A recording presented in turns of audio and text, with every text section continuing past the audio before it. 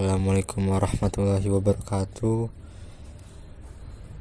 Pengantar. Bismillahirrahmanirrahim. Puji syukur kami panjatkan kehadirat Allah Subhanahu wa Ta'ala yang telah memberikan berbagai macam nikmat, terutama nikmat iman, Islam, serta nikmat sehat walafiat.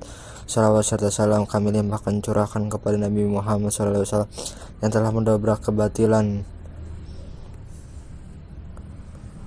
dan mengantarkan kita semua ke zaman terang benderang seperti sekarang ini. Dalam kesempatan ini, kali ini saya menyusun makalah dalam mata kuliah fikih ibadah yang berjudul Toharo Istinja. Adapun tujuan dari penulisan makalah ini adalah untuk memenuhi tugas dosen pada prodi mata kuliah fikih ibadah. Selain itu, makalah ini bertujuan untuk menambah wawasan ilmu pengetahuan kepada yang membaca.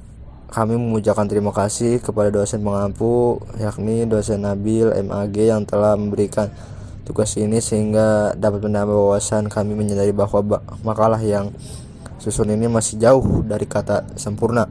Oleh karena itu, saya harapkan kritik dan sarannya akan kami jadikan evaluasi. Bismillahirrahmanirrahim. Pengertian istinja. Istinja sering kita pahami sebagai perbuatan membersihkan kubul atau dubur. Dalam bahasa Arab merupakan dari variasi dari kata naja atau yang berarti memotong atau melepaskan diri. Orang yang sedang berupaya melepaskan diri dari kotoran yang menempel di anggota tubuhnya. Adapun istinja dalam terminologi syariat adalah membersihkan sesuatu yang keluar dari kemaluan, baik kubul maupun dubur. Bisa menggunakan batu. Hukum dan alat beristinja. Ulama sepakat bahwa hukum istinja dari sisa kotoran yang menempel setelah buang hajat adalah wajib. Alat istinja untuk bersuci ada dua. Yang pertama adalah menggunakan air, yang kedua adalah batu atau benda lain yang memiliki kesamaan sifat dan fungsi dengannya, yaitu benda cair suci yang berpotensi membersihkan najis yang melekat di kubul maupun dubur dan bukan termasuk benda yang dimuliakan seperti buku, roti, dan lain-lain. Hadis Nabi Muhammad SAW, bila mana Rasulullah SAW masuk ke kamar kecil untuk buang hajat, maka saya, Anas radhiyallahu anhu, dan seorang anak seusia saya membawakan wadah berisi air dan satu tombak pendek, lalu beliau istinja dengan air tersebut. Hadis riwayat Bukhari dan Muslim. Ibnu Hajar al-Asqalani. Dalil lain yang diriwayatkan oleh Abdullah bin Mas'ud, suatu ketika Nabi SAW buang air besar lalu memerintahkan saya agar membawakan 3 batu. Kebetulan waktu itu hanya menemukan 2 batu dan tidak menemukan 1 batu lagi. Lalu saya mengambil kotoran binatang yang sudah kering. Akhirnya beliau pun mengambil kedua batu tersebut dan membuang kotoran binatang yang saya berikan. Bersabda, sesungguhnya kotoran binatang itu najis. Hadis riwayat Al-Bukhari. Macam-macam air. Alat yang paling utama untuk bersuci adalah air. Namun, tidak semua air dapat digunakan sebagai alat bersuci. Untuk mengetahui air yang dapat digunakan bersuci, maka kita harus mengetahui air ditinjau dari pembagiannya dan ditinjau dari segi hukum penggunaannya. Air ditinjau dari pembagiannya secara garis besar. Alat yang dapat digunakan untuk toharoh ada 2 macam, yaitu air dan benda-benda selain air atau benda padat. Air merupakan alat toharoh yang utama. Meskipun demikian, tidak semua air dapat kita gunakan untuk toharoh. Dan macam-macam air tersebut adalah: yang pertama, air suci yang mensucikan. Air suci yang mensucikan seperti air hujan, air dari mata air laut, air sungai, air sumur, air es, dan air embun. Yang kedua adalah air suci yang tidak mensucikan. Air suci yang tidak mensucikan contohnya seperti air dari buah-buahan, air yang keluar dari pepohonan, air suci yang tercampur benda-benda lain seperti air teh dan air kopi. Yang ketiga adalah air mutanajis.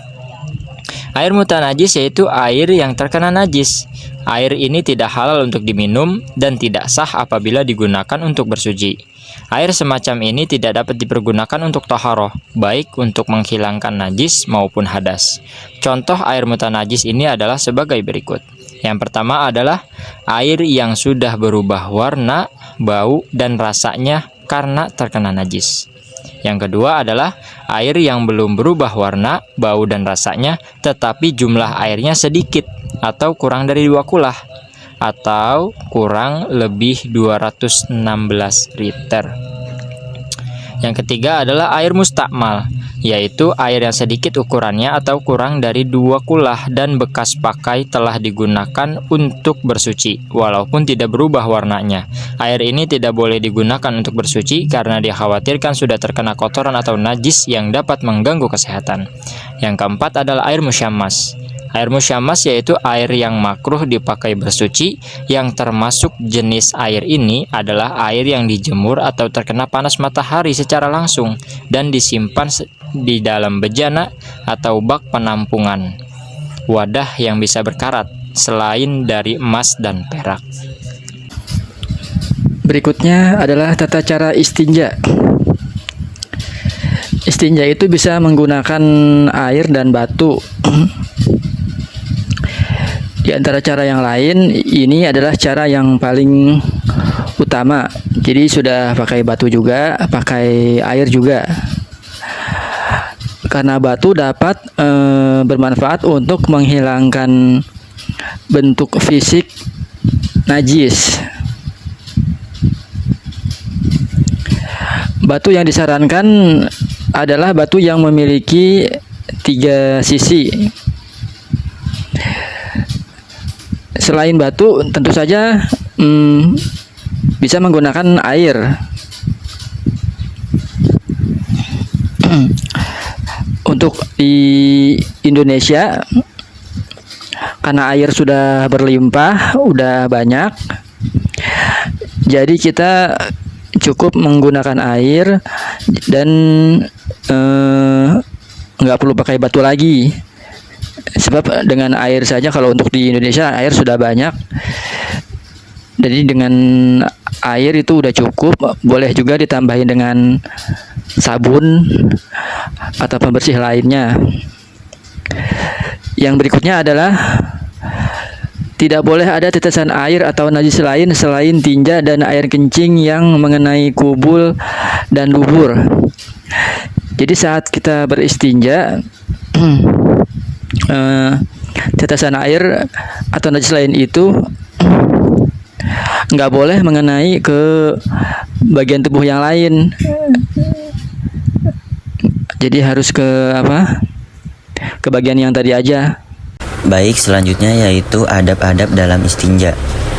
Adab-adab buang air besar atau hajat adalah yang pertama, mendahulukan kaki kiri ketika masuk WC dan mendahulukan kaki yang sebelah kanan ketika kita keluar dari WC.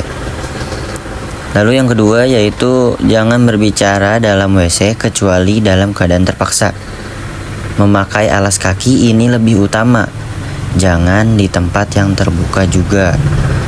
Yang ketiga, jangan di tempat yang dapat mengganggu orang lain. Jangan buang air atau buang hajat di air tenang atau tidak mengalir.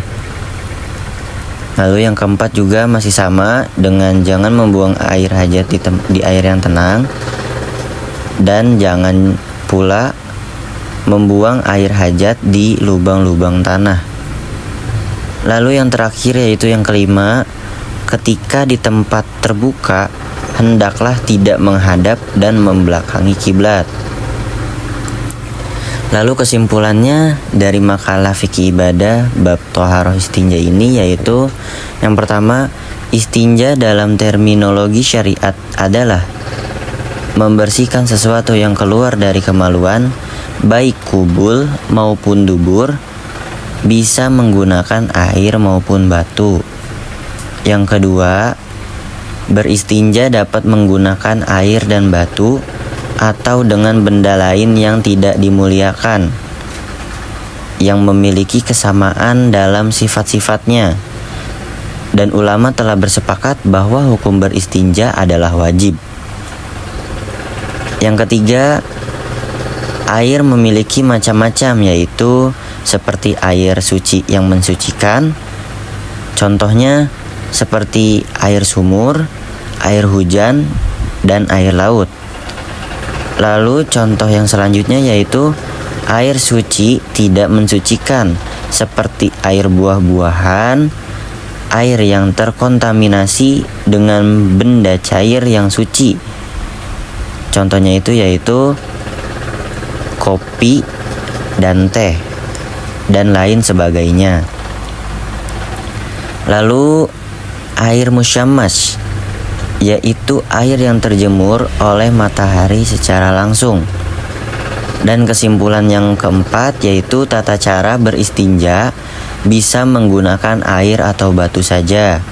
Akan tetapi yang paling utama adalah dengan menggabungkan antara air dan batu. Lalu yang terakhir yaitu yang kelima, beristinja juga memiliki adab yang harus dijaga. Sebagian adabnya antara lain adalah yang pertama, mendahulukan kaki kiri ketika kita masuk ke dalam WC dan mendahulukan kaki kanan ketika kita keluar dari WC. Lalu selanjutnya yang kedua, tidak berbicara ketika di dalam WC. Yang ketiga, jangan buang hajat atau buang air di tempat lalu lalangnya manusia, ya seperti tempat-tempat umum pada lainnya. Lalu yang keempat, jangan buang air hajat di air yang tenang dan lubang-lubang. Lalu yang terakhir, tidak membelakangi atau menghadap ke kiblat. Cukup sekian presentasi dari kelompok kami. Apabila ada kekurangan, mohon dimaafkan yang sebesar-besarnya, karena kami juga masih dalam tahap belajar.